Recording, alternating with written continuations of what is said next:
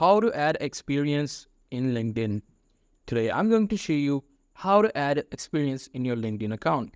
So for that, we will go to the LinkedIn website, of course, or you guys can also go to your app in your Android or iOS devices.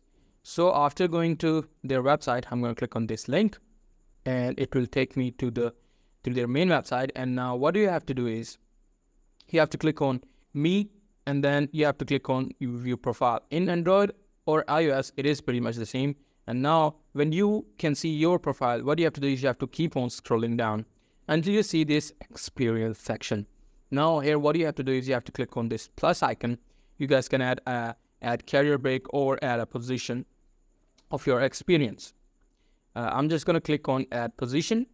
And then after that, you have to add the title of the job, after the employment, full-time, half-time, whatever you did the job or whatever you want to add. You can add the company name, location, everything you want to add. After doing that, what you have to do is you have to click on this save button and it will be published in your profile. So that's pretty much it. That's how you do it. Hope you find this video helpful.